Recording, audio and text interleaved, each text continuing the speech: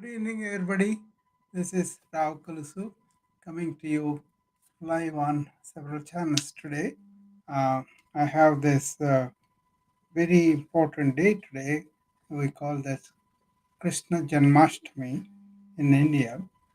Krishna is considered to be an incarnation, and that is God taking the human form and comes to teach or revive the righteousness and really help us to deal with the life better. So he was considered to be a teacher of the world, and his rendering of the song, the Bhagavad Gita, is very famous, very much involved uh, in all the countries. So many translations are there. What I want to celebrate his birthday is to what he represents to me and how I get that all into my uh, life, all the insights, all the big things about yoga and all that. Basically, he was a uh, he was born into a king's family way back, but then he had to be uh, transferred on the day of his birth to somewhere else where he cannot be found and killed by his enemies. His own uncle is destined to be dead by Krishna. That's why he wanted to end him, right? But then he grows up to be doing so many good things. But then he was reputed to have had 10,000 ashrams. Ashrams are where people go to lead a very good life, and he had 10,000 ashrams in the entire India. And his mission was to really understand what is yoga, how you can do yoga, and all that. And then his celestial book, the Bhagavad Gita, he talks about what it is really us, what it is not. It's not our body and mind as we think we are, but it is what is behind the body and mind. The soul is really us. That is the reality. That is the consciousness. That is the self. People have talked about. But to reach that, he talks about having the travel from ignorance to knowledge. And to be able to receive that, the body and mind has to be cultivated with karma yoga for the body, that is, do it unselfish work, and bhakti yoga, devoted to something bigger than you, and raja yoga, which is focusing the mind. The mind that is uh, really focused and purified will be really able to uh, will be able to focus and uh, realize the simple truth that we are not just the body and mind in a much better way. So that is the order. He first talks about this knowledge yoga in the second chapter, and later on he says to come to this level you need to purify your body by unselfish work, and you need to purify your mind with desirelessness and really surrendering to the bigger uh, bigger than something bigger than us, and also focusing. That is the Raja Yoga. These three things are really mentioned very much. So that is the very short description of what it is I'm talking about. But basically, I just want to be simple and clear. So for me, this day is like a celebrating of what he taught us to do, what he told us to really live the life. So Bhagavad Gita is used as a reference for the life situations by Mahatma Gandhi. He carried that with himself all the time, and any problem that he had in his life, he consulted it. Other thing is, Krishna did not preach you just have to be Hindu to do this. No, it was for the entire humanity their internal life and external life. So the war that goes on there is supposed to be symbolic of war that goes on within each human being. And when he is in the position of not able to make a decision whether to fight or not, whether to make a decision about this or that, all sorts of things are addressed in that song that he really preaches Arjuna all these messages. Arjuna represents the humanity, so he's basically talking to the humanity, right? There are so many people in the United States that are founding fathers also really revered this book Bhagavad Gita, and that is the song he sings in the middle of the war to really help Arjuna make a correct decision and do his duty, and also understand why he has to do it, who is doing it, with what attitude he should do, and what are the consequences and all that. Okay, so he's a great figure in that way, and whatever he teaches in that book is current, is really applies to the modern person too. So you can be a scientist and you could be illiterate. It doesn't matter. There are solutions there. The more simple you are, without really thinking a lot about yourself, the easier you can really. Uh, get into the truths of the matter and then apply them in your life and really get the benefit out of that. Okay, so that is really what I wanted to talk about. There's so much more to talk about his life, his achievements and all. One of the things very conspicuous when you examine his life was he always had tremendous suffering, tremendous difficulties, not suffering, tremendous difficulties in his life. As a baby, he had to be rescued from his mother's arms to, she doesn't even know, but they were doing to rescue him from his evil uncle who wants to kill him, right? So, without him knowing, he travels through the night.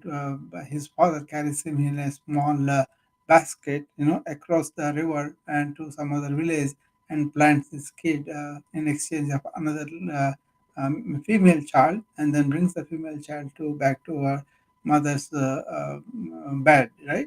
But he grows up in the middle of the cow herds and people who are really taking our cows in natural atmosphere, and then he has so many stories where he rescued so many things during the childhood, and he grows up to be a very great lover, and then shows people what really loving means.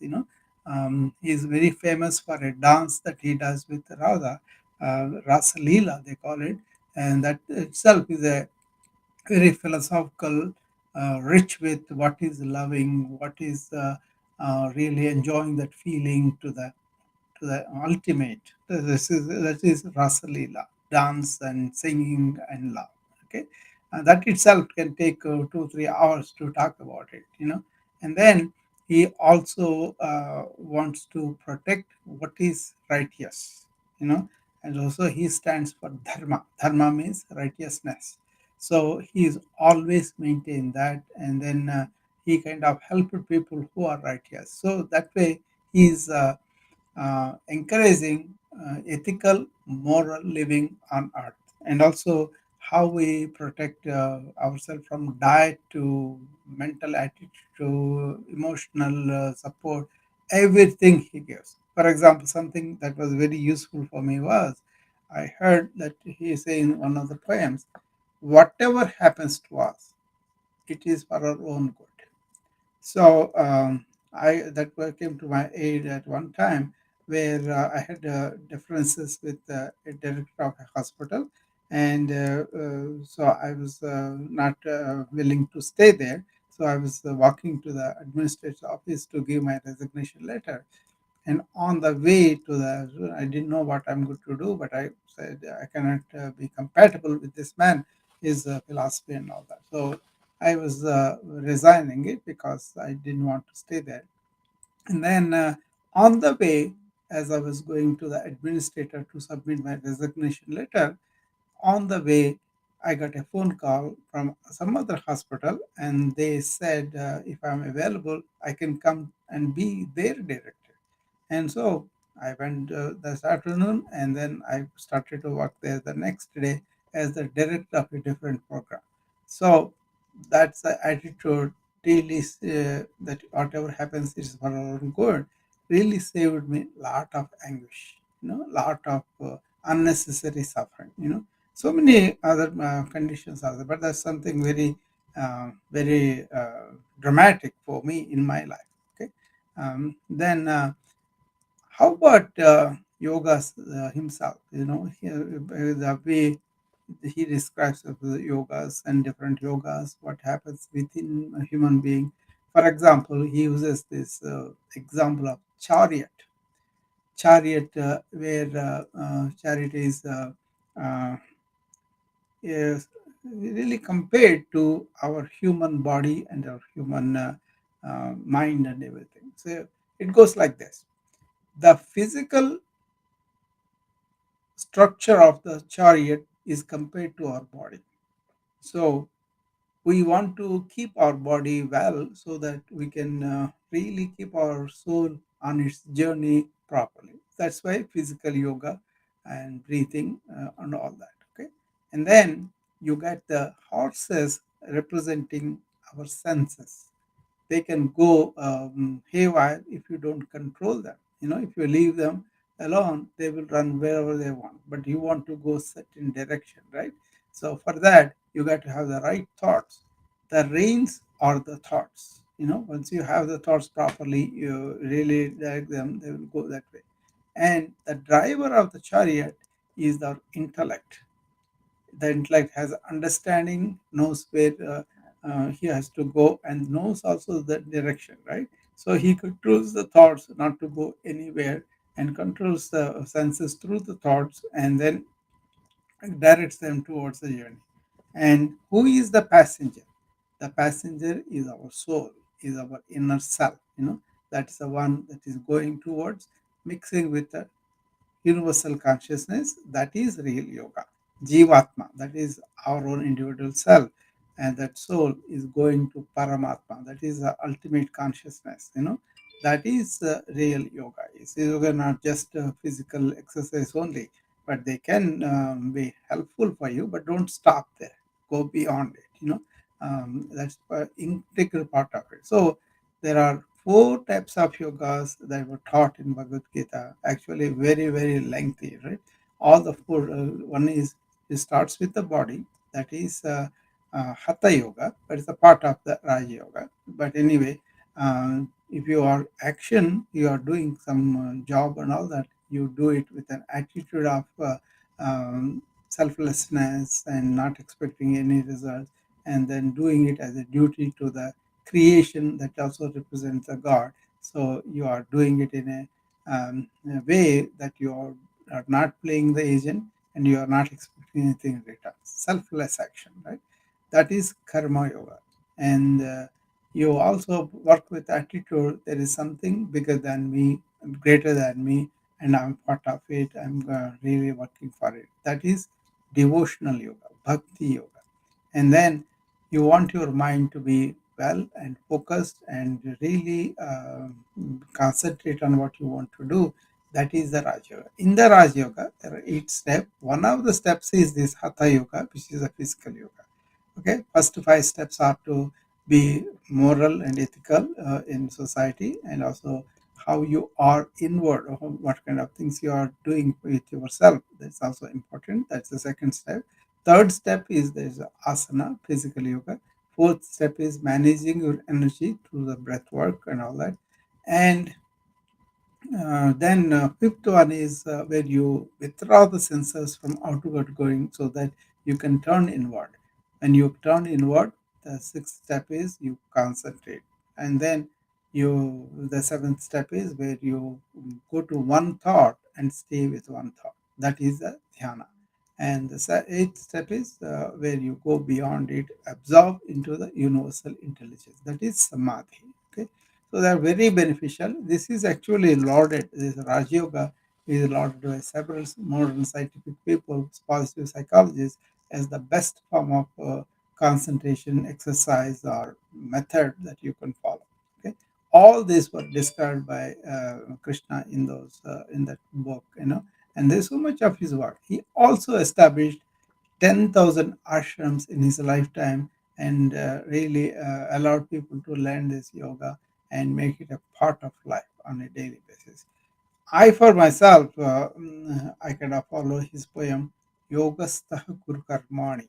That means first establish yourself in this union of you and the universe intelligence, and then go about anything that you do. Okay, so that's a very telling for me too. So in so many ways, his life has touched so many millions of people across the world. All of them. You don't have to be religious. You don't have to believe, but you want to question and learn. So one of the fundamental questions about this ask is, who are you?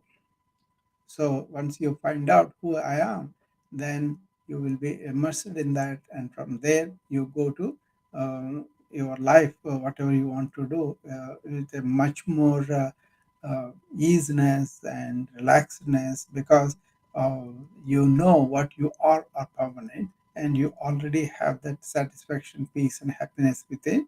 Once you are established in that, then you can go and do whatever you want, not wanting something out of the whatever activity you take up, but do the activity for its sake, duty for duty's sake, and then because you're already content and really fulfilled, you don't have to seek anything outside. So it's a way of discovering the happiness within, the contentment within, the peace within, So for that, you got to have a focused and really purified mind, and body should be supporting this activity too. That's why it should be healthy. And then you turn inward and find out who you are. Okay. So that is significant contributions of Krishna. Not only he is supposed to be the incarnation of God. That's why we all worship him as the Lord, like Christians worship Christ, or Muslims worship Allah. Like that, Krishna is supposed to be incarnation of the God. And when he is speaking, you want to listen to it as though the Lord is speaking to you, that kind of thing. Okay, it's a very significant thing, very important thing, but you don't have to believe in certain isms and then say, I'm Hindu, I'm Indian, that's why I'm doing it. No, any number of people all over the world kind of look at this Krishna Tattva. That means all the uh, spiritual wisdom that is conveyed, and then you finally reach the goal where Krishna Tattva within you, and you touch it.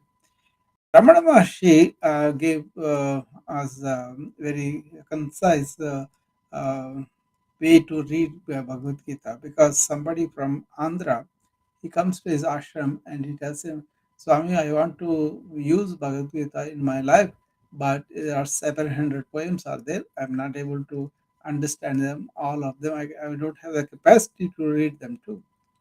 Then he asked him, can you give us a briefer version or tell us what is important?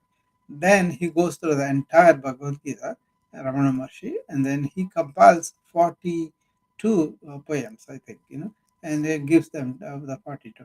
And then that man comes back and complains, this is also 42 too many. Can you tell me one poem that is going to be very significant to read and understand Bhagavad Gita? He quotes chapter 10, verse 20, right? It's very easy. 10, 20, you can easily remember, right? And that he tells that I am, that means Krishna, I am in all living beings. I'm the beginning, middle, and end of it, So that means the God is within, the godly force is within, the uh, Christhood, Buddhahood, or Krishna Tattva, they're all the same, they are there within us. And instead of really looking out, you can look inside and discover that godliness, and then you can. There was a story I saw yesterday on Aurobindo. Aurobindo is a great yogi. He was in the British time, and he was fighting the independence struggle India was going through. So he was considered to be very influential. So Britishers arrested him and put him in jail for 1 year. You know, but in that 1 year, what happened to him was he turned inward and found this God realization, they call it, or self realization, you can say, or nirvana, whatever it is. But he found that, and from then onwards, he was able to see God in everything. That's what he was telling in that poem 1020, right? Realizing divinity within and really identifying the division with everybody, not just the people, but also animals and plants, then your life changes too. So for those people that he's in solitary confinement, they gave him one particular metal thing that he could use not only to go to the bathroom, but also after washing it, he has to eat whatever they give the food in that, and he has to drink water from it. So they put him to so much of torture. But he did not go through torture because he went and established himself in that real self. It's not delusional. It is not something we dismiss like something. No, he was completely different attitude with that. He was able to see God everywhere. And that's what he said. It's a good thing happened to me. They put me in jail in 1 year. This 1 year, what happened to me was uh, I was able to got realized, and I was able to go through the entire period not bored, not worried, not really concerned about anything, but I was able to really live in the presence of the Lord, and that gave me enormous strength. And later on, he kind of wrote so many things on the yoga and several consciousness levels and all that. They are really taken up by serious people, very important work too. So that is the magic of this self-realization. So Viktor Frankl, for example, he was a Jew. He was, well treated and put in isolation, solitary confinement in Second World War, and he also whatever they do, I will not allow that affect my attitude. Same thing. So he was able to maintain that, and he was able to get out of it. Also came out and wrote a book, beautiful book, about how to turn inward and realize this, enormous whole. It is called Purna. Purna means whole sense of who we are. And once we are established in that, we don't have to go out and prove anything because we feel we don't have that. We are already feeling complete fulfillment. So whatever you do, it will be there. So that kind of enormous contributions to human civilization was brought in by Krishna. So we put Krishna like Yesu or Christ or Buddha, all these figures at that level where they can influence the entire humanity with their teachings, provided you just understand them and follow them. It's not enough just to worship them as God and then not to be touching what we are interior. What we are interior needs to undergo the change. That's what happened in that war. See, what happened was there was these cousins fighting over the land, and one side there was the evil prince, other side the good kids. Right? Actually, their father died, even though he is the one who achieved a lot of it. The brother of this father, this five people's father, he kind of takes over, and then these kids who are really inheritors of the kingdom, they don't get even some of it too. So they are fighting over land, basically.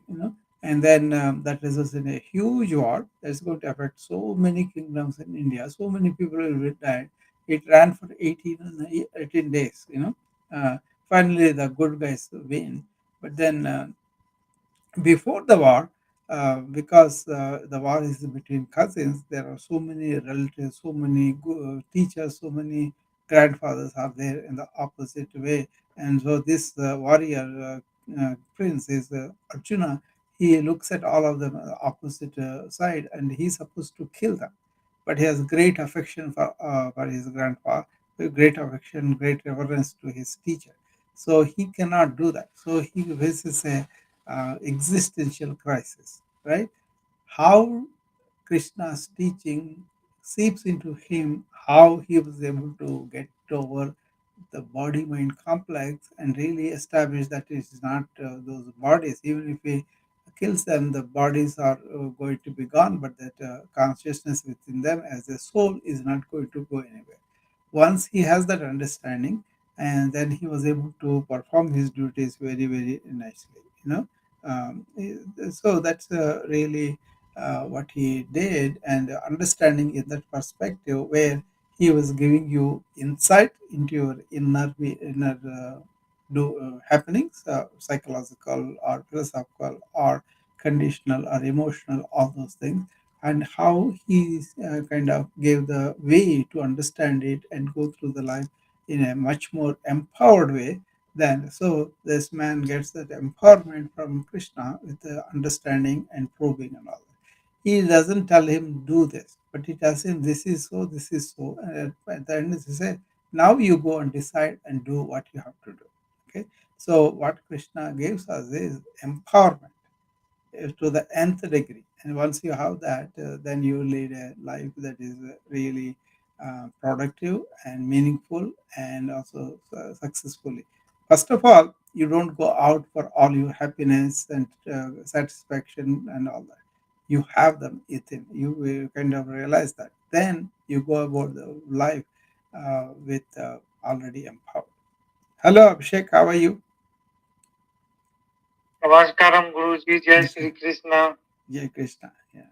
So I thought this is a good day to talk about this. What do you think? Yeah, yeah. Uh, in India, we have already celebrated, so now Yeah, study celebrated. yeah. I'm celebrating my way, by my way of understanding that knowledge and sharing that, see whether how many people can be, understand this that way. So Yeah, ji, ji, ji. it's not like All, just remembering the life events, but what he taught us, what he gave us. This all is still it's a live thing. The Bhagavad Gita is not an old book. It's a live in the sense that all those solutions that were mentioned there are applicable to human life even now. So yes, yes, agree. yeah. So any problem in life, if you take, I will tell you what he talked about that, and try it and see what you don't have to be converting your religion or anything like that. This is for the human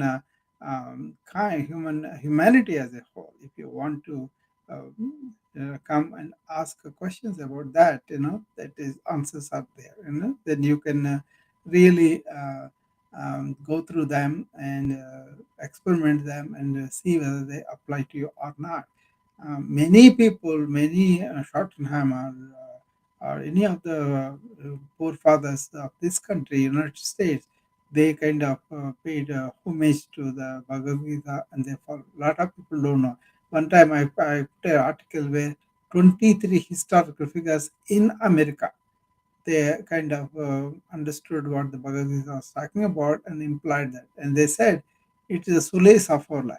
You see, basically, in the Bhagavad Gita, he talks about Upanishadic knowledge. Those Upanishads are highest cream of Vedas.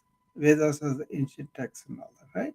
So he presents all of the Upanishad knowledge in Bhagavad Gita in a very nice way. Actually, there are so many divisions people make, but basically, second chapter where his first chapter is about what is happening with the warrior prince Arjuna. He is in a dilemma. He comes to the war field and he faces all these dear ones, all his cousins, teachers, grandpas. Then he gets so depressed, so completely loses interest in fighting. He doesn't want to do anything, and he just collapses. So he's in an existential crisis. That's when Krishna starts with second chapter. That's the most important chapter where he tells about who he really is not the body mind complex, but it's the soul.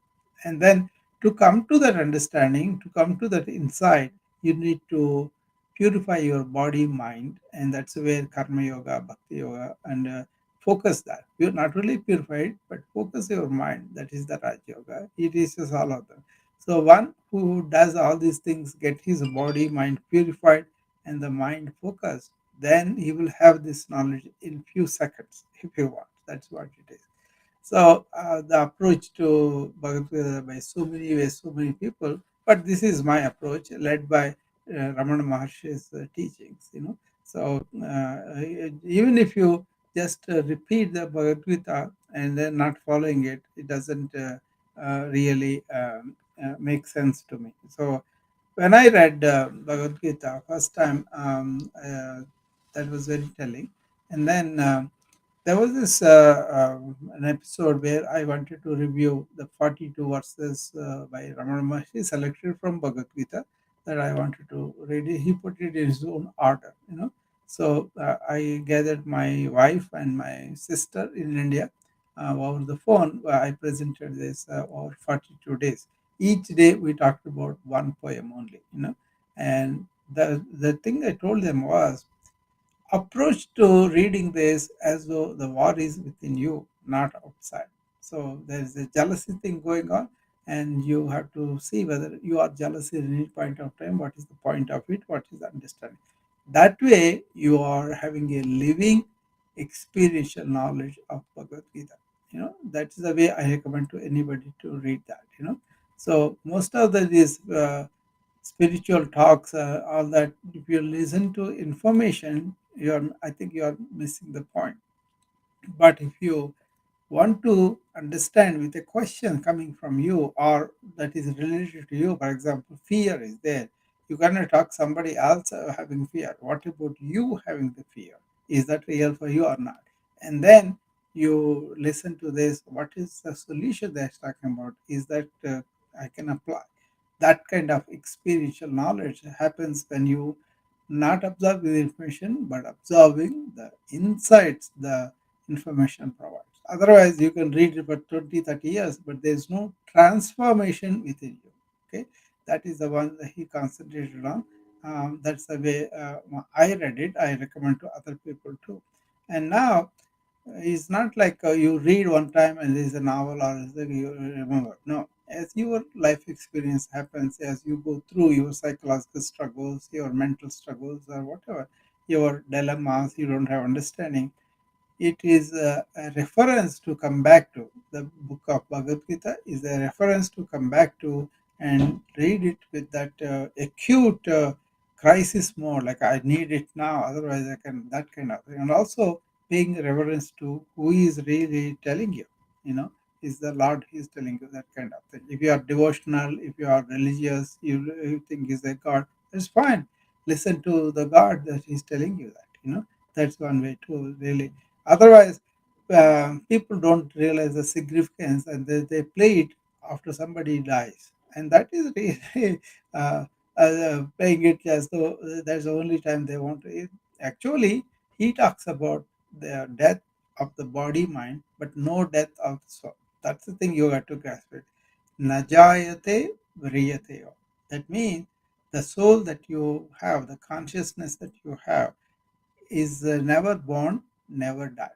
It goes on, but only it wears this body and mind as a cloth, like we wear a pant and shirt and then take it off and take another one. Like that, soul goes from one life to another life, where you are permanent as a soul, but your body and minds are not. That they will end. So why are you having so much attraction and attachment to the body and mind? That's what it is. So in that he said, Najayate Riyateva. What dies is your body and mind. What doesn't die is your soul. That is permanence. Once you hang on to that permanence, there's a lot of energy within you release because you don't have fear of death anymore. And then you live fully. You are not living in fear of death or fear of losing some things and all that, but you live fully and enjoyment. That he called Krishna Leela. That means you look at everything like a drama, a play that is happening. and you don't take it too serious, because even if you play an actor role there, the person who is playing the actor will not identify with that, but he will never forget about his own self, who really he is in real life. Like that. In life, don't forget that you are the soul, but you are not the body mind complex. But the problem is people are attached to the body consciousness and the mind consciousness. To get out of that takes lifetimes. But you understand that. First of all, keep your body and mind pure and focused on this. Then you will be able to gain this knowledge. That's how Bhagavad Gita goes. Second chapter, everything is there, but then the whole thing is explained in detail in the rest of the chapters, how to do all of that. Okay, so uh, so anybody has questions? Abhishek, you have any comments or questions? Uh, the line you have spoke, na jayate na riyate, Najayate mriyateva. riyatewa. Uh, that means jayate means birth. Najayate, no birth. Mriyateva. Mriyateva is Mriyata is death. There is no death for the soul. I just only used a couple of lines in that. There's a Kazachana. There's so much more there in that, but then basically this is very important. I use this when I'm dealing with family members of a patient who died suddenly or just died, pass away, and they have the grief, right? And at the time, I kind of tell them this kind of philosophical talk, not telling them that they have to be Hindus or to be, but then generally this is what it is we all feel our energy, we all feel ourselves, and that never changes from the childhood, from the middle age or old age, whatever. That feeling of I amness doesn't change, and once you are in that, you are aware of that, then you know that it's going to continue, and I don't have to worry about this temporary body and mind. That's why they said, first understand this, that is the viveka, and you know what is permanent, what is not permanent. Then, second step is vairagya, dispassion for the things that are temporary and really understanding what is permanent. Okay, and once you have that, then you practice shat karmas. That is like quieting the mind, staying away from the worldly life, and having some settlement and understanding these things are important. Like Bhagavad Gita, pay attention to completely to it. That's called Shraddha. There are six-fold things there. And then finally, you have to have an intense desire to know this. That is Mumukshatvam. Like Viveka, Vairagya, Shat Sampatti, and Mumukshatvam. That is the spiritual sadhana. When you get on to that, these are the qualifications. When you get those, then you realize finally who you are. Not understanding only, but realizing that in our life. You know, So, first is Viveka, second is Vairagya, third is Shat Sampatti. There are six qualities, but they put them all together. But basically, away from a regular life, controlling our senses, and we're really being attention to what is said in all these Upanishads and all that. And then finally, you have to have intense desire to know this internal truth. And people who do all these things, they will really. Well, the goal of the entire Upanishad quest and everything is to realize who you are. Yoga school also is that. Everything is that. It's not rituals only. Rituals for the body, and then when you are really not able to concentrate the mind, you use body to do the puja so that you can focus on what you are doing, focus on the Lord you are doing within. And then next step is japa. That is, you utter a mantra or something like that and then third thing is dhyana. Dhyana is where you do with the mind turned inward and find that out. And then later on, you'll find that Atman is a part of the real Paramatma. So the Paramatma is within us. And once you realize there is no difference between me and that force that is really giving us birth, it's not there. then that is the highest form of to be, and then you are self-realized. Complicated matters look like, but then how we made our life so mechanical, so fearful, anxious filled by thinking that, oh, I'm this body, I'm going to die, or so many things. Oh, I have all these pleasures, I have used to them, they are not going to be there with me, that kind of thing. All those things fall off because you will develop dispassion for them because you discover something much bigger than this in your interior. That's why turn in and realize yourself is the life purpose of any human being, the ancient said. I really think that is true, and that's why when you make your life simple outwardly, but inwardly rich, and then turn inward and find out, then you have really won over a lot of problems within you, and that is really winning the war in the life, you know. And once you are not there with all those limitations of human mind and human thought, human body, then you have transgressed that and you have established that self realization. Okay, so it's a very big topic, but I'm just mentioning here. So once again, Krishna has contributed immensely and is still flowing the liveliness of Bhagavad Gita.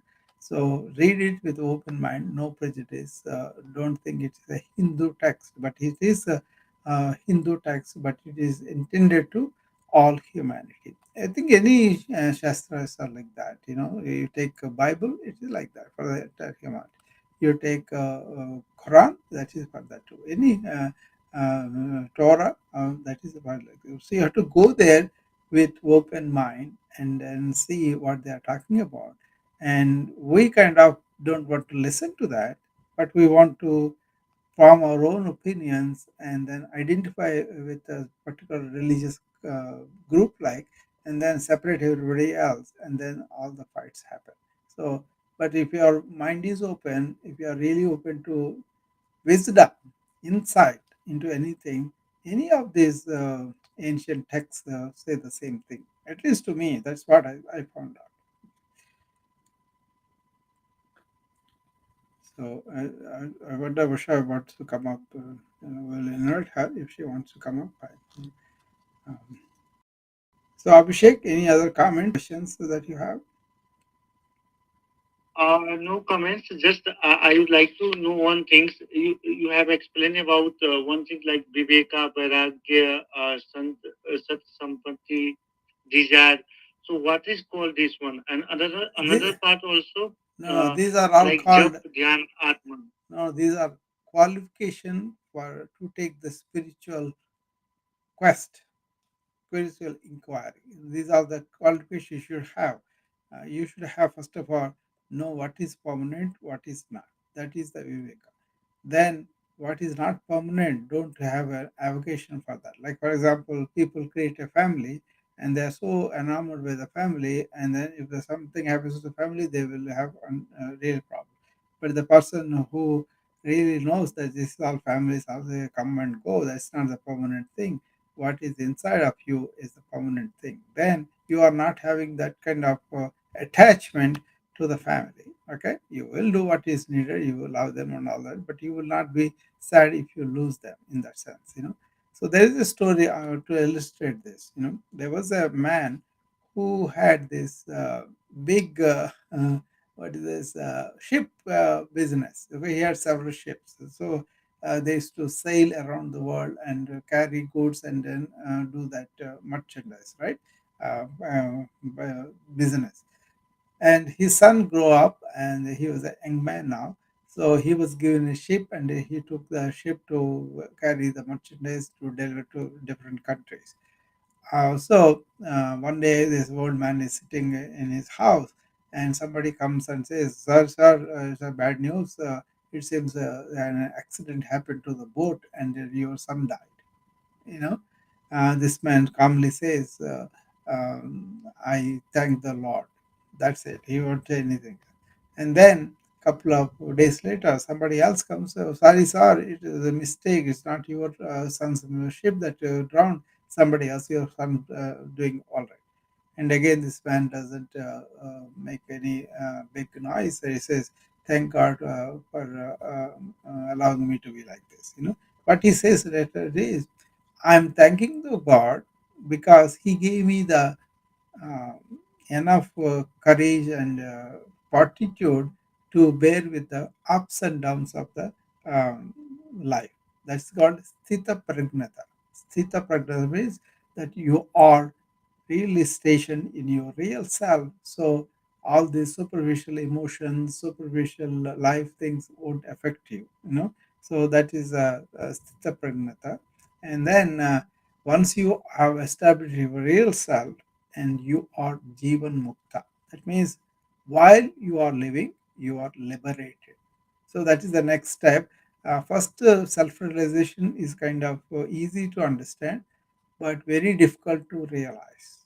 And then once you realize that, to be liberated while you are alive, that takes much more than that. Okay, the first step of self-realization may take several decades, but then after that, going to that Jivan Mukta state, it takes forever.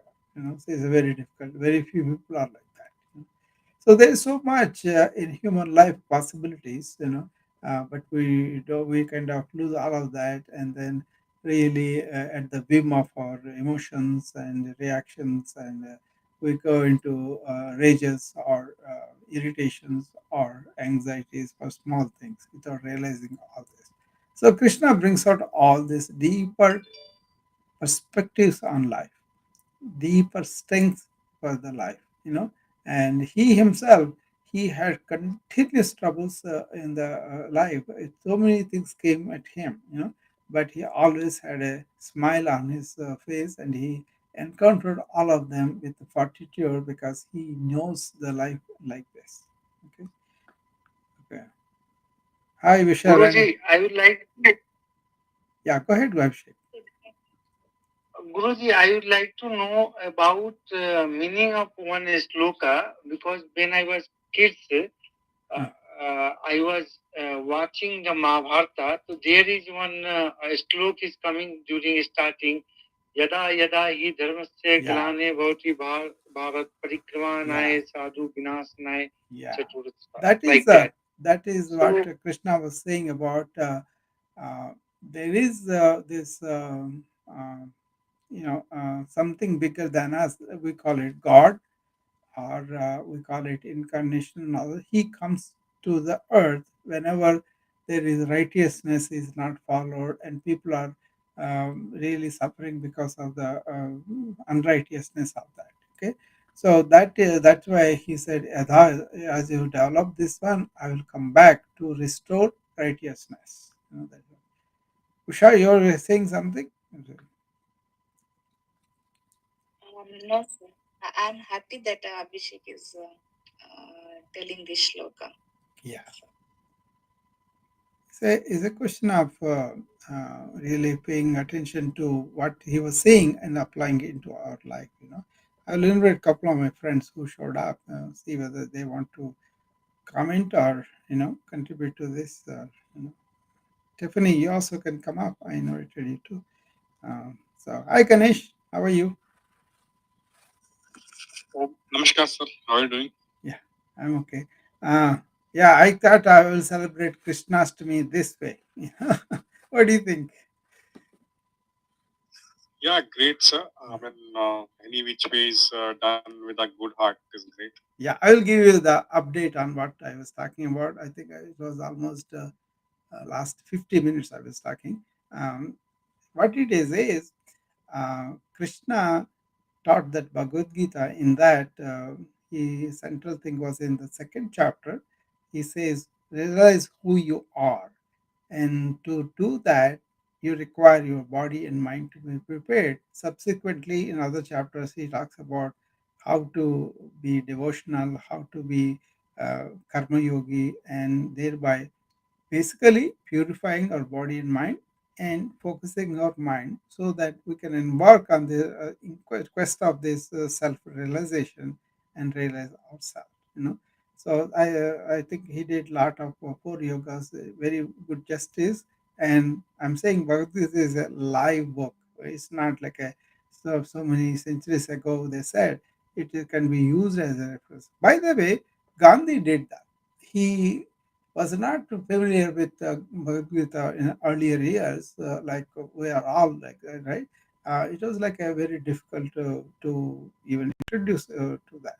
But then he goes somewhere in a foreign country where he meets somebody who is, I think, a French or somebody. He was very much involved in the Western life, but he had read Bhagavad Gita to the extent that he was a scholar, he was the authority of what the meaning, and he was talking about to people all the time. Then he asked, when he met Gandhiji, and he asked him, "Did you read Bhagavad Gita?" He said, "No." Then he scolded him, apparently. That foreign gentleman scolded Gandhi and said, "You should be reading that, go and read that." Then he comes and tries to read it. He finds it very difficult sometimes too. But then he struggles and understands. Then he wrote a book called Bhagavad Gita for Common Man because he felt everybody should have this access, not with the religious overtones, but with the insights and spiritual knowledge, wisdom that he has, for the life anywhere in the world. I was telling about that. Then I also told about how Ramana Maharshi helped me to understand Bhagavad Gita better because he compiled 42 poems from the Bhagavad Gita and put it in his own order and then gave it to somebody who came to him saying that this is too much, sir, I cannot read 700 poems. Then even the 42 also, he said, I cannot read, tell me one sloka that I can remember. Then he says, chapter 10, verse 20. That is the most important poem where he says, Krishna says, I am the energy life force that is present in everybody. I'm the beginning, middle, and end up all living beings. And once you identify that and then realize that, that is self-realization. you know so that's a simple way to understand. And also other thing I did was when I read all these things with my wife and my sister is in India, my wife and me, we are here, and over the phone we took one poem a day and did it 42. Only thing I asked them was, don't read it like a it is beyond you, or don't read it like it's not for me. You read it like this is what is it doing to me internally, what I find the war situations internally. Don't read it like a book, but look at it like a question of is this answer for me. And then insight has liveness, and that insight comes to you, and not that you have to follow, but to just understand what the insight is that applicable to me. It's not, you see, a lot of spiritual discussion. What happens is people want to show their scholarship or their erudition or their methods, they call it, the capacity of intellect. That's not the idea. The idea is to really apply that wisdom in your lives. Tiffany, what do you think? Thank you, Dr. Bao. I'm just listening. Yeah, This is new for me, but I'm enjoying the conversation so far. yeah. So good. Okay. I just want to involve you. That's why I said that. So, Usha Rani, you have anything you want to comment? Sir, I have a question. Yeah, Um, I'm also who do puja to Krishna and all. yeah, But what is my question is like my sister, I want to like I want to enjoy this way, yeah, but she is not into this. yeah, I'm unable to explain to her. I feel like I'm forcing her kind, but yeah, present she is also facing some problems. But this is the solution for her actually. yeah. But how I can convince her? Yeah, it's not about convincing somebody, it's about us realizing and making it happen in our life so that they can be role model for them, right?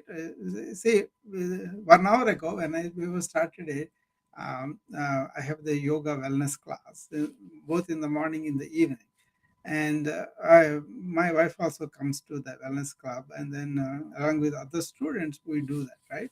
So I asked her, they said, no, Krishna asked me, I'm going to do puja. Okay. Then I gently told her, okay, puja can be done. See, there are three stages, Usharani, that we understand: puja, japa, dhyana. Okay. One thing superior than the other one. Okay. So suppose you don't have the sensitivity in the mind, so you are the inquisitiveness in the mind, then they said they start with your body. The body thing, what you do is you do the ritual, you give the deepam, you give the flowers and all that. That's the stage they are, that's fine. But then after a while like that, that will lead to uttering the some mantra, uttering some god's name and all that there, basically they are trying to be away from the worldly life a little bit and turn towards spirituality. That's okay too. But if you have a dhyana, this is what Ramana Maharshi writes in Upadesha Saram. He talks about these three, one above the other, right? But dhyana, when it comes to, you got to really be with the Lord's name, or identifying what He is and all that. But then you got to silent meditation where you know you and the God are not separate. So that is a realization that you will have after a while. So anybody on the pujas and all that, we can, like suppose I know God is everywhere, then why do you have to go to temple and worship? Because it represents that, they're at least they're putting it there so they can do. I go with my wife because she wants to go to temple. That's fine, I don't want to force her into that, but then I will talk about the rituals in the temple and remind her how they all lead to towards this enlightenment or self-realization. And everything has a meaning. For example, you go and light up a lamp in the temple. You want to remove your ignorance by knowing things, by understanding things, and there is a light in us, and you want to light it up so that it can, it's called tamasoma jyotirgamaya. Your ignorance, your inactivity, all those things will go away by having the knowledge. The knowledge can come from anywhere. Why do you have to say only one particular text? There are so many things are there, right? But if you don't have an identification with a religious identification, then you can open Bible and you can see a lot of truths. Even Ramana Maharshi said about Bible, he said, they said better, I am that. He used to say that, I am, I means me, I am that. That is that extraordinary energy surrounding us. That is where we came from and all that. Actually, I am that means that not that egoically you became God, but you realizing that the God is within me, and I'm also really identifying with that. So in the Bible there is, I am that I am. Okay, so Ramana Maharshi said they said it better than this one word, I am that. So like that, truths are there, like a scientific truth. Truths are there that are applicable to universally for everybody. We just have to understand that and then get it. So I don't identify myself with being a Hindu or Indian, but I identify with a universal person, and Krishna is the universal. Delivering of all the wisdom that is there. So in that way, very revered, really. When do I really revere him? When I apply that in my life. Okay. So your sister, she is at a stage where she is doing.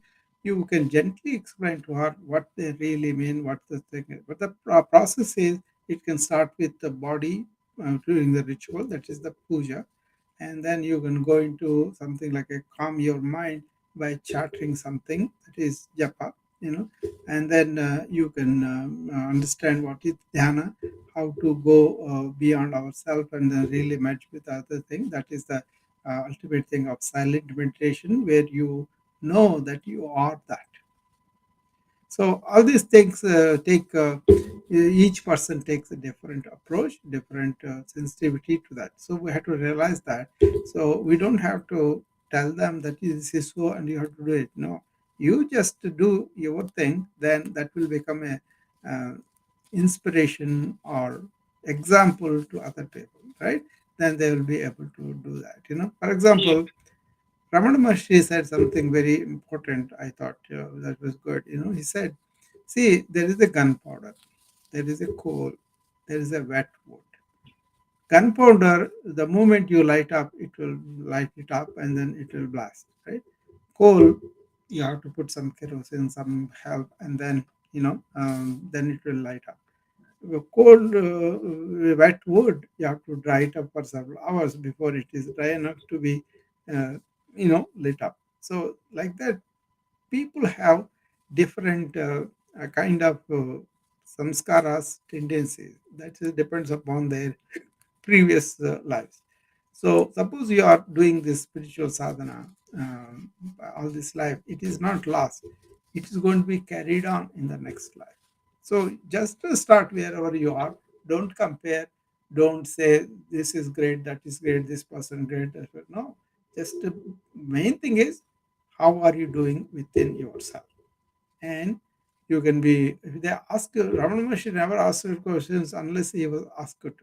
So he never wanted to do any propaganda. He never wanted to say, "Okay, I'm great." That should never. Okay, so only after they asked a deep question, and he answered them appropriately, and then a lot of these sayings were lost because they didn't have the recording and all that, right? But later on, certain people realized how great this teaching is, and they came and asked him. And for me, his teaching represents direct realization. So it is applicable to everybody in this age, the scientific, logical minds, and all that. For those people, they can do by that. It's not like you worship Ramana, she will get the self realization. No, you got to listen what he's saying, and then really doubt it and question it, and then apply that. When the application comes, that is where you don't want to just listen and go.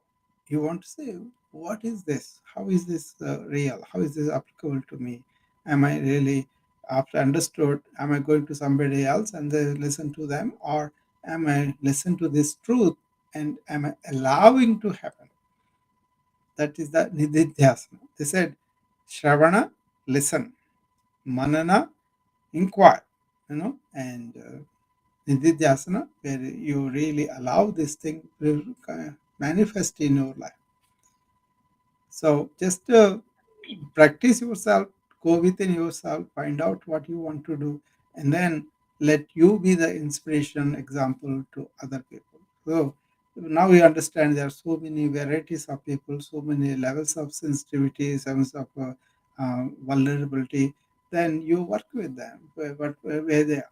This thing should not be like a, oh, Krishna is great, so you all the Christians follow. That's not the way. It's like a that's a sattvic proud, that I'm so good, I'm so religious. Then you lost it. You allowed your ego take over, right? So we know we mean well. We want people to do this because they're good for them. Yeah, but first of all, have you had all that in your life? Then you can find out for yourself. Nobody need to judge you. You can find out for yourself whether you are completely following this or not. So it happened last 1 hour. My wife was wanted to do puja and I was to do yoga. Then afterwards we had a discussion. They said 10,000 ashrams Krishna established. So on this day, doing yoga and then talking about the wisdom, that's my way of celebrating. Her way of celebrating is really worshipping. Actually, Bhakti Yoga is considered superior than just Raj Yoga and all that, because there is a form in front of you and you can focus on that, and you also have love for that, and that's a very good thing for them too. But then that's only for certain time. Afterwards, they will progress. There was a gentleman called Annamalai in Ramana Maharshi's ashram. So he had these four silver god-like figures, and every day he will put them up, and then he will wash them, and then he will do the puja, right? And he was doing. Ramana Maharshi is always on his way to his bathroom in the ashram, right? So he stopped by Annamalai, stayed there for a few minutes, and then left. That Annamalai felt he was like it was a blessing for him. And then 2 years later, after all these routines are going on, then Ramana Maharshi said only one thing: "Are you still doing this?" Meaning, like he didn't say anything else, just that, And now, like, immediately he was jolted, and he said, "Okay, that means my time to stop this has come. I'm unnecessarily wasting." Then he kind of takes those vigrahas and puts them in the pool of water they have in front of the ashram, and then comes back to Ramana Maharshi and tells him, "I'm going to now go and engage myself in the meditation." Ramana Maharshi was delighted. He said, "That is what it is. That is good for you. Go and do that." What he's saying is, all these steps are leading to your internal quest, internal realization of who you are. So Ramana Maharshi always said, "Don't come and serve me. Realize yourself, apply these things, and that's when you really have paid homage to me." you know so that kind of thing. Once we understand why we are doing this, what we are doing, how we are doing it, and all that, how other people see, who is that saying that my wife should follow whatever I say? That's the ego, right? So I didn't say that. I told her I will celebrate this way, and she understood what is behind, and she, but still she wants to go do puja. Fine, so that's what it is. See, in Thank this, you, sir. Yeah, yeah, I understood very nicely. Like it's yeah, like three process. I can yeah, say. yeah, I was knowing, but I was like you made me clear. yeah, yeah, You had given yeah. clarity Actually, how Usha, I should be. in our ancient culture, there is a culture of four ashramas: Bala, Yavana, Kaumara, they said, middle age Grahastha, and then Vanaprastha ashramas. According to age, of first 25 years, you are Balyam, that you are learning more, right? And then next 25 years and 50 years, you are like a householder, and then you are going into that Grahastha ashram, and then you're going into the one. Finally, last few years of a human life is dedicated about this one vanaprastha, because they used to leave everything and go to forest and retire there, because they wanted to have no distractions, and then stay with inquiry, self-inquiry. And they said something very important: eventually we are all alone.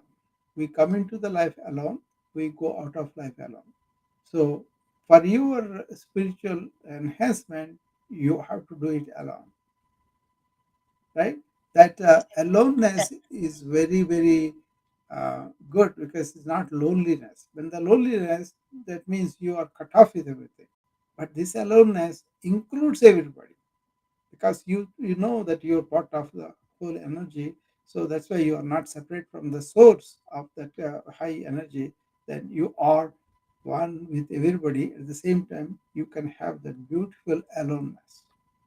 So I tell my sister, who is 80 years old now, but she still has this um, big attraction to her children and all that. Right? They are leading their lives, but then she cannot let them go, and that is what happens in the Vairagya. Abhishek and me, I was talking about the spiritual qualities. That is a first step is that viveka, right? Discrimination between what is permanent, what is not. Okay, Nitya, Anitya. So once you find out the temporary things of this human relationship and everything, you kind of aware of it, and you don't have so much passion for them. That is called, this passion for the Anitya is called Vairagya, and that is really lacking in American life. One of the meditation conferences I attended to, I was talking about this. Why is this mindfulness and all? First of all, I don't like the term mindfulness, but they use it as $1 billion business and all that, right? Why is it they doesn't get hold of it? And then last night I was at a physician burnout summit, right? I was trying to tell them, you are using the wrong instruments to treat this malady of burnout. They couldn't get it, but then I would talk to them at length later on. But what it is in meditation, you got to have two qualities. This is straight from Krishna and Bhagavad Gita. The sixth chapter he talks about. Krishna is questioned by Arjuna. He says, "Sir, what you said about sitting down and focusing on all that doesn't work. I'm a practical man, I'm a warrior and all that. My mind doesn't work like that, you know. It is like a wind, it goes all over the mind, you know. I cannot keep the focus on this all the thoughts. Krishna agrees with Arjuna, says, yeah, this is true. The thought and mind is like a wind, goes all over. So what you need to do is, once you sit down, once you center yourself to the breath or whatever you think is, you can center or a murti in front of you. That's what happens in pradhana, in worship. People are focused on the God and they say, I'm in the presence of God. And that controls a lot of things for them, right? So first of all, practice of getting back to center again. And then second thing is, you have to have, first thing practice is called abhyasa, and second thing is vairagya to the worldly affairs. That is lacking in American life. Like a meditation also as a tool to repair the mind and focus so that I can get all the worldly things better. And that's why doesn't get much deeper, you know. I've been trying to help people to really for example, if you are a kid, you have a lot of interest in a lot of entertainment and all that. That's understandable. Even then we can teach them what is important in the long run and focus on that. But then after the kid you get young people, why do you have to be so much enamored by entertainment? Because you think that's everything. But after a while, one movie you find. But if you read 10 movies in a row, what happens is the pleasure also goes down, right? So that is what we know. So, how can you develop this dispassion for non essential temporary things? Is to see them as they are and also know what is permanent, what is more sustaining. That is the Purnam that our ancients call, that is inside forever fulfillment, happiness, serenity, all of them are there. And that is part of the universal energy, the God. So once you establish in that, outward things follow by themselves. The pleasures, the joys, and all those things that we value outward, and the thinking that is the life. That is the problem with the modern life and the ancient life. The difference is that ancient turned inward and ancients had a simple life outward. But modern life, more of everything outward, but internally we are very, very bereft of this excellent wisdom. Does that make sense, Osha? What I said? Yes, sir. Of course. Yeah. Sir, I have another thing. Yeah, sure. If anybody is there, let them talk. Yeah. Later, I can continue. No, you go ahead, finish. If they want, they can open up and talk. Okay. Okay. Sir, I saw a person. One area is there. Some kshetra we can say. Mm. There some history. One person trying to save the history of that particular area. Mm. But the thing is, like, he has good knowledge and he wants to be everything fine and good over there. Mm. But the thing is, like, he is losing his personal life for that. Mm. So it's like sometimes it disturbs us to see that thing. Mm. So what you can say about that one, sir? Yeah, I was telling this story last night about a sage and a worldly person's conversation. Okay, this man goes to visit this sage who is kind of left everything in life, and then he was really dedicated to God and spirituality, wisdom, and working for other people and all that. So this particular person is called, in yogic terms, the bhogi. That means he likes to enjoy life, uh, really the food, the entertainment, the sports, and all of that, right? So he really values those entertainments, and he that the sage is sacrificing all that. That's why he's great, because he was able to sacrifice that, right? So he tells him, "Sorry, you are great because you are sacrificing all these things for the God realization or wisdom, whatever you have." Then the sage turns back and says, "No, sir, you are great than me because you are sacrificing the God for these things here." See the perspective, who thinks what is important for them. Okay, and this bogey can become yogi later, but then that is the stage he is in. If as is doing them willingly, voluntarily, maybe he found internal joy much more than what you guys are perceiving as his sacrifice in his life. you know you don't have to, because there is what is called sahadharma charani, that a wife will also understand what is righteous, what you are doing in your life, and then she will also travel with that, like Ramana, Krishna, and Sharada Devi.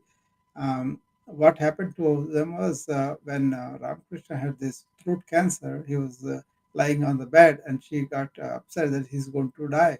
And even in that spiritual teacher, she got upset. She wanted to retain him for some time. So she goes in front of the god, sits out in that puja room, and tells the god, "Unless you make him well, I'm not going to eat." Right? And then she stays with the feeling for a while, and then she doesn't talk about this Ramakrishna at all. She says that and sits there. After a while, she realizes, what is the silliness? What is this dying? The body is dying, but Ramakrishna, in his conscious being, he will be here, right? That is true also even now. So why? What I'm really regretting, the one that is taken birth has to end. So the one that is not taken birth is not going to die, And then she realizes by herself, and all her suffering is dropped.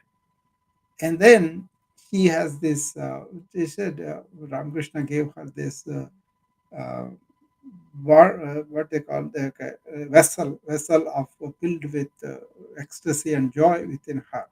So after he passed away, after he has gone away, she used to do a lot of asha work, physical work, take care of a lot of. There was no money and all that, but then she went on doing that, and they asked her, "How come now you can do so much work?" And he said, Ramakrishna gave a bhandar of Amrit, and that was there in my heart. So outward things do not affect me. I just do this because that is needed. I'm the mother. I'm kind of take care of my children. There are a lot of joy in it, and a lot of joy already there in me. You understand? So after she does the puja room thing, she comes out and comes to Ramakrishna.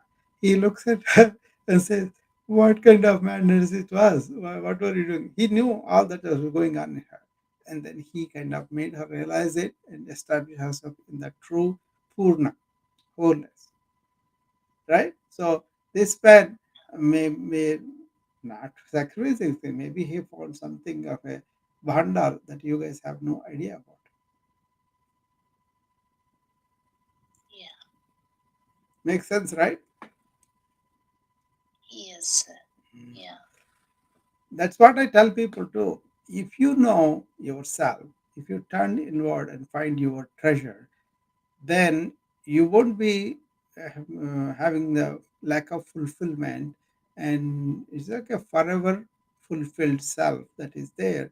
Once you touch that, you cannot cheat yourself, or you cannot really uh, make it a thing just for the sake of it. Either you have it or you don't have it, that's it. But if you have it, that is the thing about yoga. Is I always tell, they asked me, what is the one single thing that really made a difference for you when you were introduced to the yoga system? See, I was reading the yoga folklore, like yogis are already content and happy people. So they were not going out for happiness or making life to provide happiness. They were happy, peaceful, content within. And with that, they march in life helping other people. So they were not doing it for to gain something out of it. They were just trying to help. That made such a difference for me. Then this struggle to go out and get happiness, all those things dropped. And this turning inward and finding that, Bhanda of Amrut was the goal, as they said, ancient. That is the purpose of a human life. You have the intelligence, you have to turn inward and find yourself. But what do? We allow our intellect and senses go out for something, pleasures, joys, and all. They're all temporary. But once you find this, then you will operate with that. That's why they said Atma Mokshardham, first step, Jagat Hitacha. Your job is to turn inward and find yourself. That is Atma Mokshardham. That can be done by alone, right? Jagat Hitacha means that you go and work for the welfare of the world.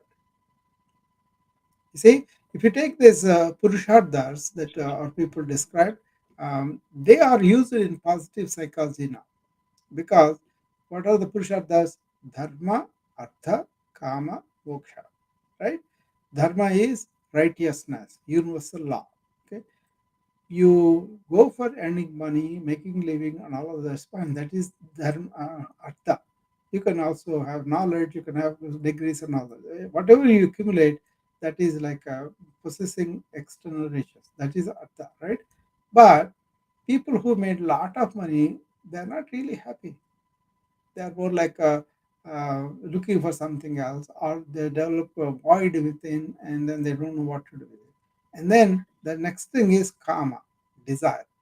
Normal to have body desires, mental desires, and all, but they can only go so far. Afterwards, again the same problem. So dharma you have to do in a righteous way, both earning money or the desires that we have. But then they have a limit. That's the thing.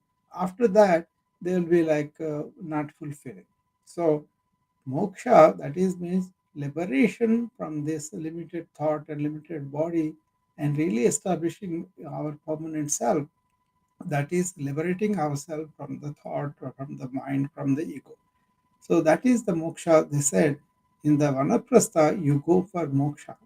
Okay, when you're young, you can work, you can have desires and propagate the family and all that. But after that, you, at least in the old age, go inward and find out who you are. Once you do that, how this positive psychology comes into this is they found out that the people who doing all this, like they said, pleasure. Suppose you are playing a game and you are watching and you are having pleasure, but after a while it doesn't mean anything for you, and then you go away. Okay, but some people can get stuck in that too. But suppose you go out, engage in playing that game, you have more pleasure than just watching it. Okay, that's the PE. Okay, and then next thing, that game is played for something like a charity purpose, and you have more meaning in it. So when you are playing, it is much more meaningful for you. So you are doing something not for yourself, but bigger than yourself, right? So pleasure, engagement, and meaning. Okay, and then uh, if you are really knowing the significance of the charity and all of that, is much more meaningful too, right? So the fulfillment with it. But where the ancients are so much more in this one is, they said if you stand in your real self, it's a forever fulfillment, and that is true. But people have to experience by themselves. See how many systems are there, how many uh, examination of the phases of life there. And all this is explained in the Vedas, and from Vedas, Upanishads to Bhagavad Gita. This is the way it has progressed. So, if what is tragedy is, um, there is a karma kanda, there is a gnana kanda in Vedas, right? The Karmakanda has a lot of different meanings, but eventually leads to Jnanakanda, where this is knowledge. India is about questioning.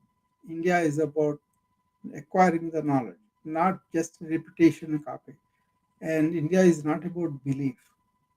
But then modern India turned into more like a superstitious, belief oriented, and then copying Western weaknesses and all that. Western is trying to get the strengths of the India. I've also known so many people. I told you about the forefathers also of America. They are enamored about this ancient wisdom that is there. That's why I'm doing this book. By way tomorrow, I can announce this now.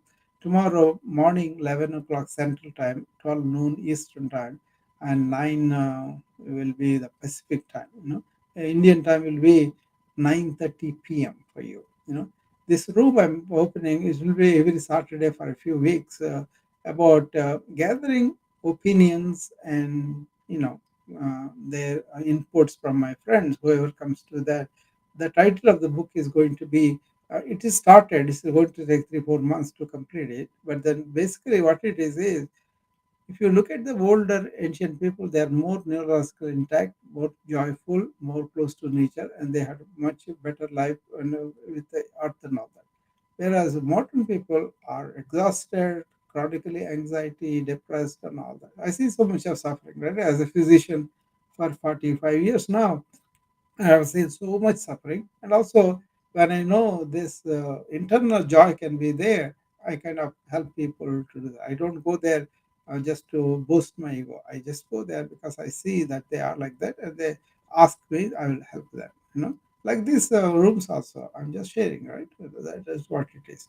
So the title will be Modern Challenges, Ancient Solutions. Why did I come? What was my life philosophy taught me about how people can be well by understanding this ancient wisdom. And you don't have to convert to any religion.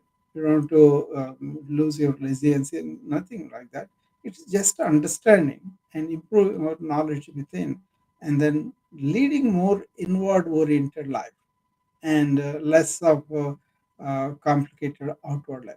So simple living, higher thinking. That was the basis the book is going. First, tomorrow I'm going to talk about how can ancient perspective help global heat. That's a current burning problem, right? For us, I mean, it looks like already here all the damage. This evening news, I was watching all the Europe tremendous rains. So much came there, they were not able to control it. They were showing all the devastation in the Europe. So we know what is going on with the global heat. But I've been following this global heat problem since 1980s. I was paying attention to the summits that were happening to control the weather and all not damage the weather, that kind of control our consumer thing and all that. So I'm going to talk about that tomorrow, and I'm going to present my viewpoint and see other people also have so much work they are doing. They can also come and tell me what else should I mention in my book. That sure. This is not like a book written for my personal urge of it. I never wanted to write any book, but this is something. Message like maybe somebody will look at the ancient systems and learn for themselves and improve their life. So I'm going to present it tomorrow. So you all come if you can come. Okay.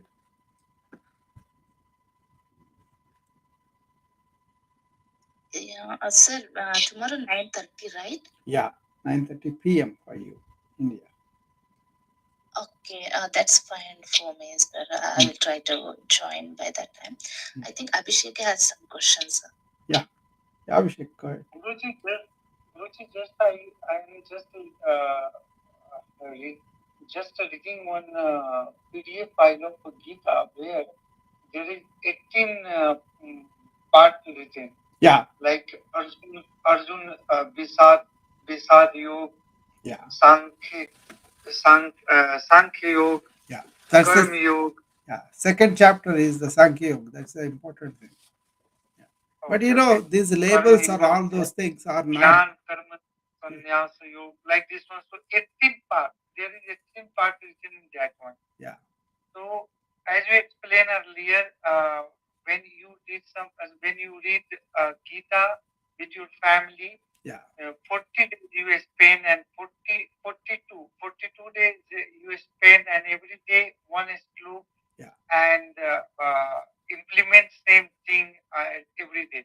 yeah. So where you will get the same 42 Oh, slope? it is compiled by Ramana Maharshi. They are the Bhagavad Gita slokas, but he arranged them in the way he looked at it. It's basically um, he did not read anything. He got all the realization by himself at the age of 16, right?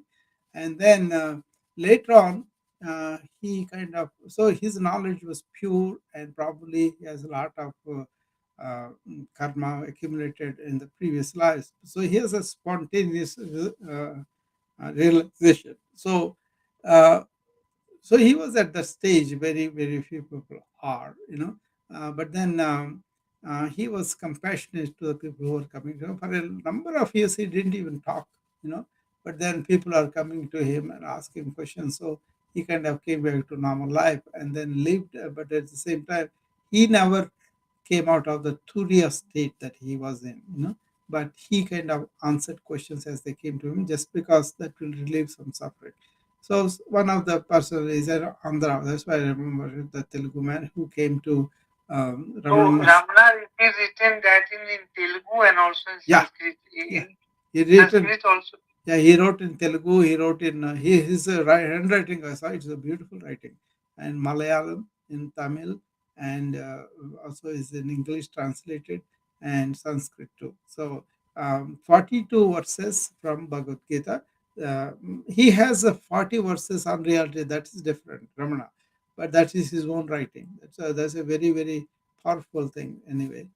But this 42 verses from Bhagavad Gita compiled by Ramana Maharshi. Look for that and you will get it, you know, on the YouTube.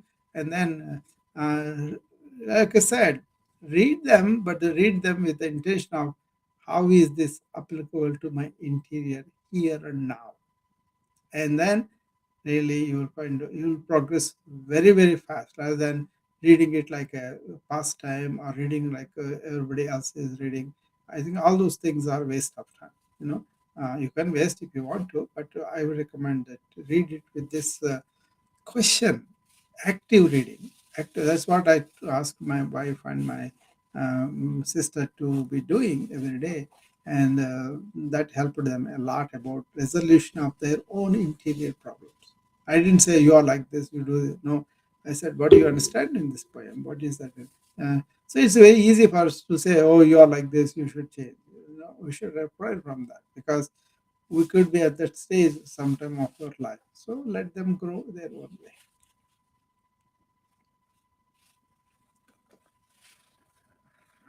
Thank you, Guruji. Thank you very much. You see, Sir, I have one more thing. yeah, sure. Go ahead.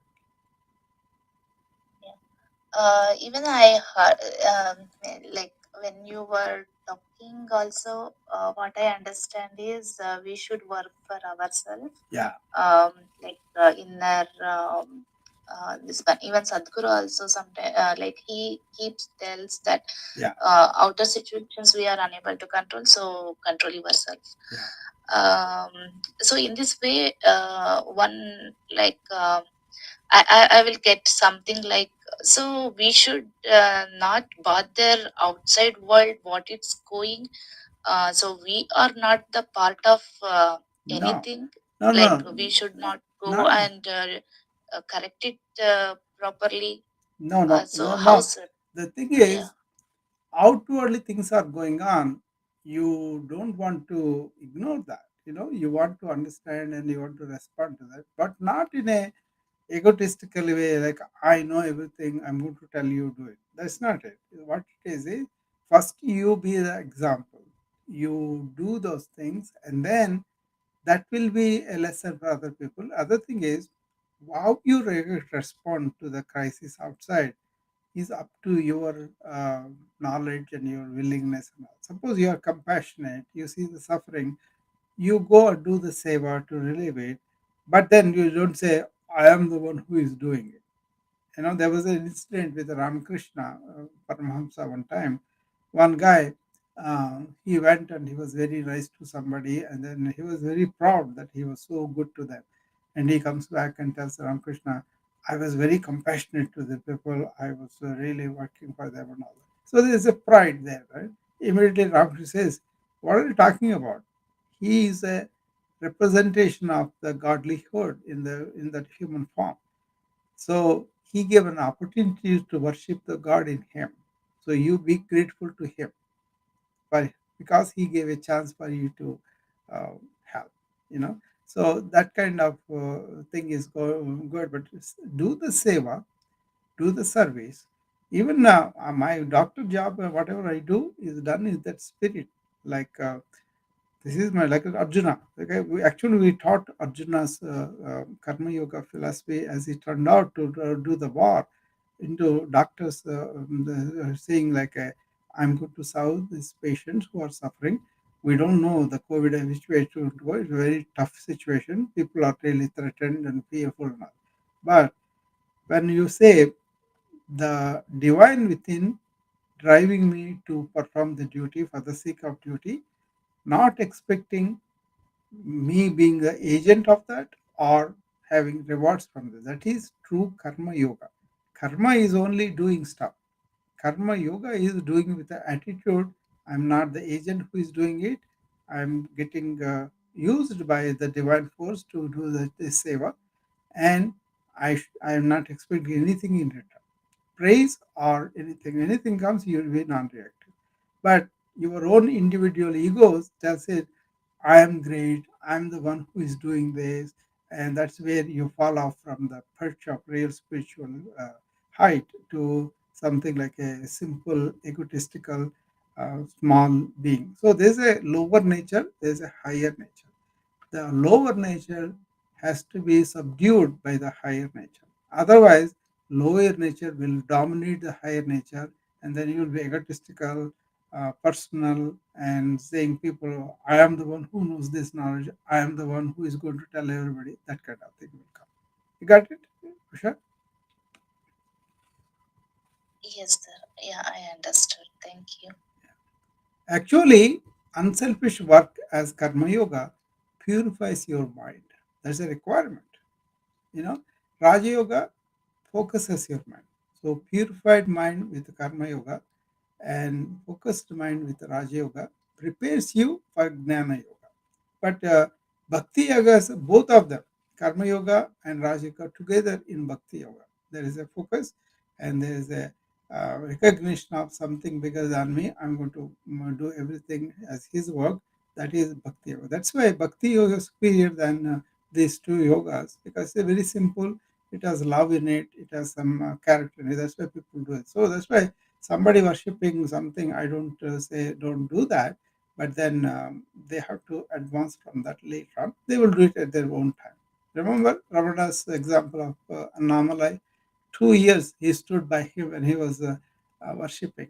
And finally he said, this is the time for you to move on to the meditation. But he has gained enough focus, enough love for the God and all that, right? So he can move from that bhakti yoga using that, go into meditation and focus the mind much more, and then realize who he is.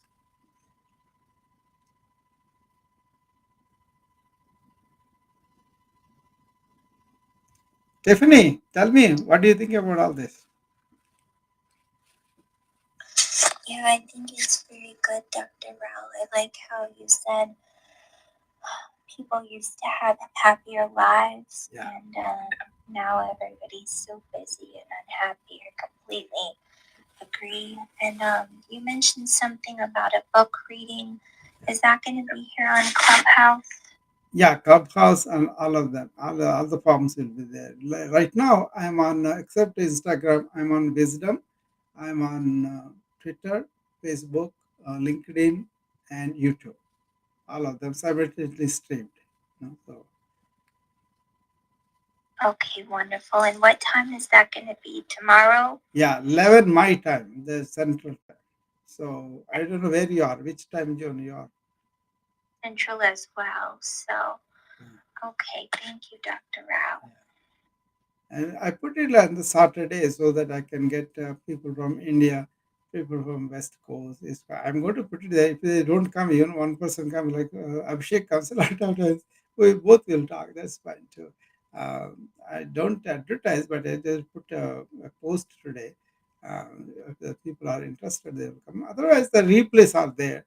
And people seem to listen to the replays when they wanted to, really, um, look at this time. Sometimes I go too long too. That's why people. But then people ask me questions. I don't want to leave them go.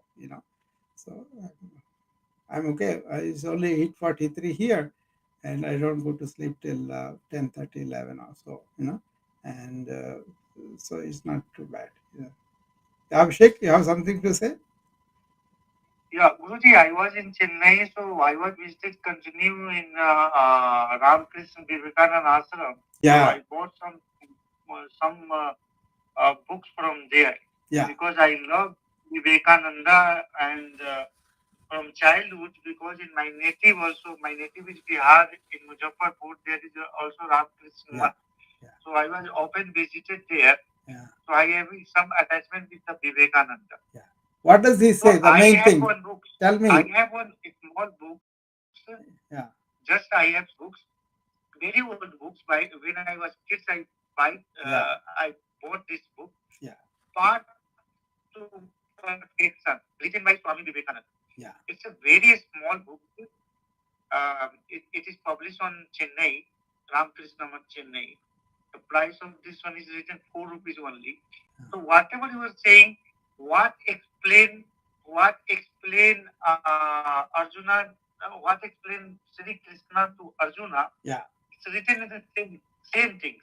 Sure. What you are Definitely. explaining, Yeah. yeah. I have the collected So works of Vivekananda that is there. But don't read the book and get the knowledge. Go find out within yourself. That it is what I'm saying all the time, But I have enormous affection and admiration for Vivekananda because he was a uh, real happening to the humanity. When he came to United States, when he started this, all the uh, Vedanta Society in New York, right? He wrote some books here. Actually, he brought Upanishads to West, and all the yoga practice. He talked about four yogas together, all the four yogas, synthesized yogas. Later on, Shivananda and all the two. But then one thing I remember about Vivekananda is he said, "My mission is to make people aware of the divinity inside and to manifest the divinity in their life." So he said, if only you knew who you are. So again, self-realization. So Vivekananda is a gift to the humanity. So I have tremendous admiration, and also I read a lot of things from him. About, for example, concentration. He was a master at the concentration, and he talked about what are the distractions, how to be like that.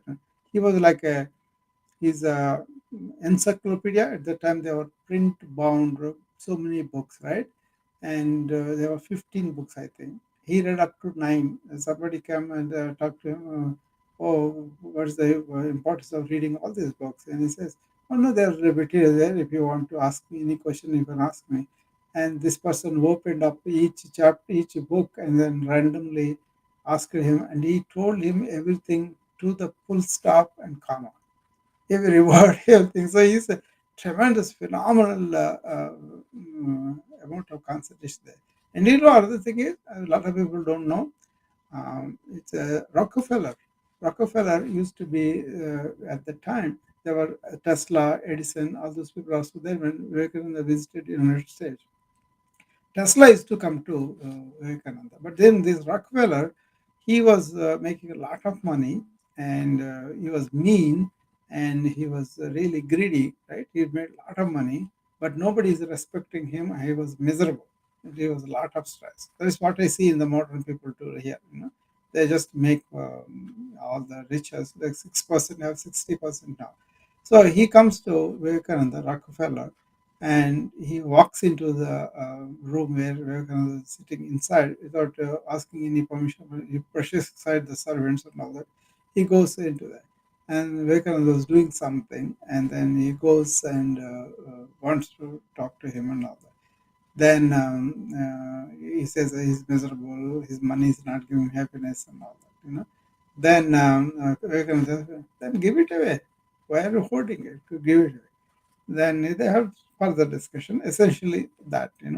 Then he walks out, Rockefeller goes and really gives money to some people and takes a receipt that they have received it and all that, right?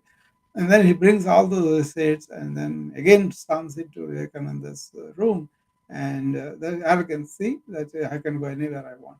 Then he comes there and says, he throws at Vivekananda, says, be happy, I give all this money.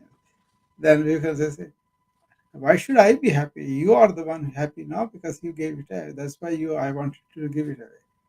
And out of that encounter, all these philanthropic foundations grew. See how much he has contributed by changing one person. And so many foundations are here that are supporting so many things that are being really railroaded by this new Republican spirit. A lot of institutions, a lot of universities. That's the strength of American democracy. They are destroying them systematically. Courts and universities and news channels and all this. They are invading like a cancer and destroying the democracy as we know it. Is a big concern in America now because of that. But a lot of arts and educational facilities are losing funding because this um, philanthropic activity is going down. you know so that, but then Vivekananda was responsible for that. And there are so many stories I can tell you on Vivekananda. He's mainly remember this. What he said was amrutasya pruta. That means the what is permanent, what is eternal is in you, and you are having. So if only you knew who you are. He says that to a young woman when she comes and that's what he says. If only you know who you are. We know us as a body, we know us as a mind, our thoughts, our personality, ego, and all that. But what you really are beyond the mind, body, biological entity. That is the one that people have to. But then most of the people are identified with their thoughts or with their image about themselves. That's the ego, or they think I'm this body and all that. So that has to transcend. Then you know who you are. That is the purpose ancient said. I think that's why they are so joyful and really not taking too many things from the earth. They were respectful to the earth too, because they didn't say I have to be happy, I have to be getting all these things, then only I'll be happy. No, they discovered the root of happiness within themselves. That is forever fulfilled too. you know. So Vivekananda is a great son of India. You see, he lived only 32 years. Enormous work he propagated. Even now, Vedanta is a big movement in America. You know, so many people follow that too. Yeah. I will talk about Vedanta, but then it's not one particular system that you want to talk about. It's the wisdom in all the things that you want to catch hold of. Okay. Yeah, yeah, got it. Guruji, just if you able to say, and you have in time, can you say about the Gautam Buddha also? Because uh, Gautam Buddha, Yeah. someone is from See, yeah, yeah. actually, Please, Buddha, to yeah, few sentence. Buddha is kind of uh, really represents something that modern thing is going on. He was brought in luxury. He had enormous pressures and all that, right? That's the problem with America. They're enamored by this entertainment, pleasure, and luxury and all that at the cost of other people too. But then he was made like that by his father, right? So he was in completely in joys. That's called bhoga, okay, involved in that. But then he was shown some suffering in the form of old age, death, and disease, and death, all that, right? Then he kind of gets on a pilgrimage of knowing himself. He sacrifices the family and he sacrifices all the luxuries and goes into forest, goes through tremendous fasting thing and all that. He kind of goes the traditional way. Then he says, "This is not it." Then he himself sits under a tree, and he resolves that I will not get up unless I get self-realized. Then out of that, he really he comes out. And he comes out, a boy sees him and says, he doesn't say, "Who are you?" The boy asks him, "What are you?" And Buddha says, "I am the awakened one." Awakened from the darkness, thinking that I am of this only limited physical body and mind, but I am that awakened one. That means I awakened to the real truth of mind. And he said, there is dukkha, there is suffering in the world. We are born into the suffering, but there is a solution for the suffering, and that is the middle path and all that. But they made him a god, they made him all this thing. But then Buddha is a very wise. He said, anatma. Anatma means this so-called ego personality and all that is not there. What is there is Sunya, they said. But that's like a, what our people talked about Brahman, you know, but there's a qualified thing, whereas this one was like a thinking there's nothing there at all. What does it mean is it is not a thing that you want to go, no thing, right? So there's a lot of arguments between the Buddhists and Hindus about all that, but the immaterial. Why do you want to waste your time? Just understand he went into his own sadhana about sitting down and turning inward. Why didn't you do that? You know, you will discover for yourself. It's not repeating Buddha's or Vivekananda's what he says, but it is what I understood. What is that wisdom I am bringing into my life? That is important. Otherwise, they become just stories, and then they stay like that. And you go from one person to other person. Basically, all these people showed that it can be done by anybody. You know. So even Ramana Maharshi said that whatever I did, any one of you can do it, but we are so enamored with other things we don't give the attention that needs. Then you'll be very joyful, very really satisfied and serene and calm yourself. Agree. Understood. Yeah. So who I am, that is most Yeah. important. Who am I? And Yeah. yeah, Yeah.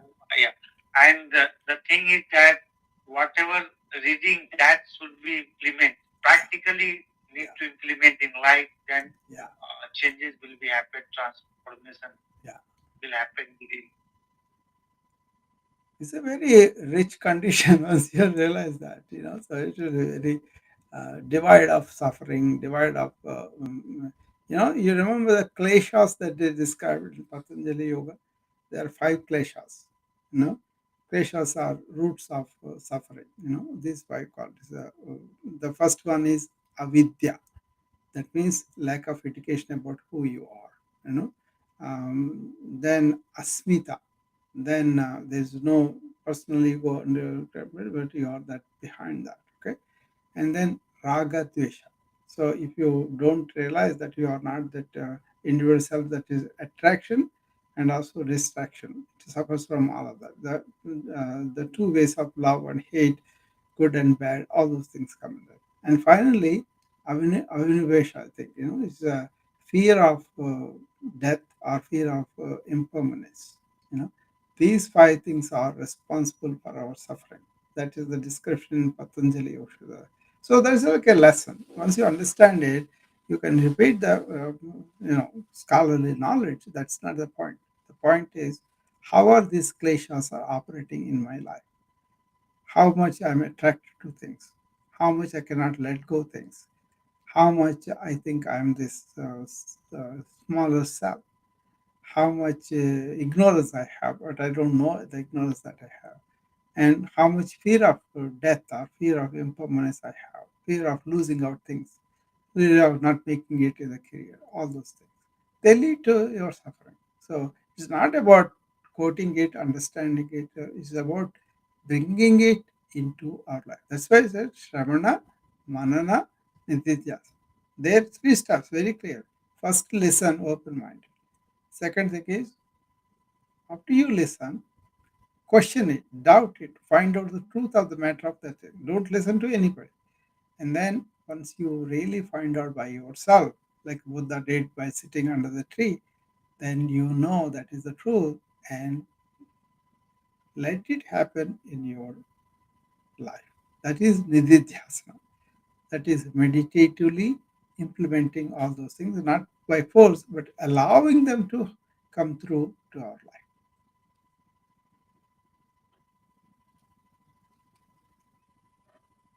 Okay. So Guruji, I would like to get one advice from you right now. Because what happened, I'm listening so many things continuous, and it will be happen in a regular basis when I read and implement in regular basis. Mm, uh, in professional life, uh, in your suppose you are working in the hospitals and your patient is continue coming, and Yeah. in these cases you have to give the appointment. Yeah. An appointment, what happen, you don't know when you having time. Yeah. You don't know when you having time, and your patient is continue asking to about, I need the appointment, I need the appointment. Because of you having lot of work and lot of appointment, you are unable to give appointment to your patient, and they are needy, and as a professional you have to also give some time, like not today, day Yeah. after tomorrow, and sometime like that, and not able to give time. In these cases, how need to take decision? No, basically, once you have the wisdom, take the wisdom to the work. Okay, you cannot have one wisdom to working life, one wisdom to interior life. Okay, so you are in service, you want to help the patient, that means you are service, right? So when you want to provide service, then you get to be a servant leader to the medical care. So if they need the appointment and all that, there are ways of getting them done according to the priority, according to the importance of the condition and all that. So what we do is we have the calendar filled, like a 15-minute slots are filled, like a, then if somebody calls and says, I have a severe cough, I need to come and see you for antibiotic, whatever.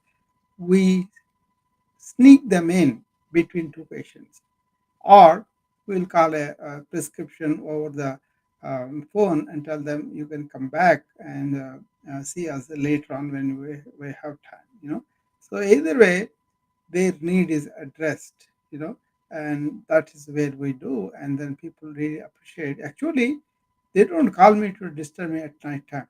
Lots of times they try to protect me, so that's what happens.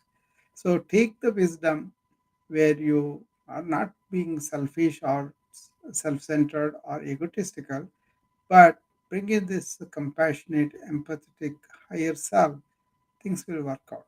Once they know that you care about them, that's what they want. It's not about how much you know. That's not important for people. Do you care? Do you show the care in action? But if you're thinking of yourself, you are not caring for yourself. So you become a doctor for a reason. Whatever time they call, we are doctors. But nowadays it has become very streamlined because we don't have to take night calls. We don't have to have the night time, all the fixed hours, and then they do it. But you know what? More than attending few people, I'm attending to larger populations with my lectures and interviews and all of that. So it evolves. It comes. Basically, Ramana Maharshi says something. Man thinks that he is the one who is doing it. It's a mistake. It's a divine force that makes you do things. Once you have surrendered to the divine force, things will happen in your life. You don't have to plan anything. It will take you along.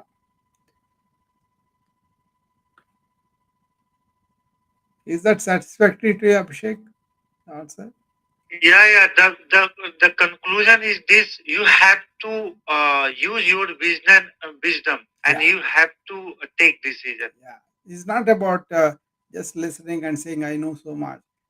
Is that coming to me? Am I thinking about myself? Then how is that I'm really serving people, right? Once you have that, this is what I teach in the burnout coaching, where all these doctors they forgot that service spirit sometimes, and then they worry about themselves too much. But once we turn it around, because they came to the profession to help people. Once we reorient them, it is there on them. They just forgot. But once we reorient them, then they're happy to go and work. Even the circumstances are pretty tough. All right, it's almost 2 hours now and above, so we will stop Yes, here. yeah. Uh, Okay. Ganesh, you have anything final comment, or you're okay? I every day I'm listening here, and learning, and practically I am also going to implement right now. Also implementing and going to implement. The thing is that when I think about that, when we ask anything, even it's belong to Patanjali, it belong to related to Vivekananda, is No, related all to that, all that should uh, result in transformation Buddha, within. No, everything you are able to speak about them. yeah. So thing is that I am starting from zero level, and how long it will take time to understand this wisdom? No, I don't know about it's that. not the amount of knowledge important, Abhishek. What is important is transformation within. Okay, all the knowledge is there is not transformed. That's not good. That's why understanding these things are easy, but realizing those truths in our life, that is the test. So even if you learn a few things, just transform yourself from within with those, and it will be natural, normally going on there. Get it? Yes, yes, yes. Yeah, Ganesh, you have any agree. comments? I'll talk to Ganesh. I have not talked to him at all. Ganesh, I don't know whether he's there or not. Yes, I'm here only. Yeah. Just listening to you So and also anything? doing my work here. Yeah. Anything comment or anything before we go? We are going to hang up in a couple of minutes. Yes, Krishna Janmashtami, the birthday of Krishna. I was just writing something on Twitter also right now regarding that only. Yeah. Many things come in mind. Is love for the well-being of everybody comes to mind. Yeah. So we will all keep that as a goal that every individual, every living being in this whole existence should all be good. Um, should all be happy, and I would say that if everybody is happy, this world will be a paradise. This whole existence will be a paradise. And for that, we need to follow Krishna to whatever he has said. He has said so many beautiful things in Bhagavad Gita. If we follow that, the world should be a good place, a paradise. So, Hare Krishna, and let's hope we reach a paradisal state soon. Thank you, sir. All right. Good night, everybody, and I'll see you tomorrow at 11 o'clock. My time, Indian time is 9:30 p.m. And Eastern time 12, and Pacific time is 9 o'clock. This is going to be a weekly series I'm going to do for a while, because I'm going to take up one particular modern challenge, and I'm going to suggest some things that I understood from the ancient wisdom, and also welcome everybody to participate. Okay, this is going to be our problems, our solutions. So it's a book form for to distribute to everybody, but I don't want to complete it and later on take opinion. I want to get the opinions as much as possible. Hopefully, people will come and participate. Usually, I don't get the crowd because I don't advertise much.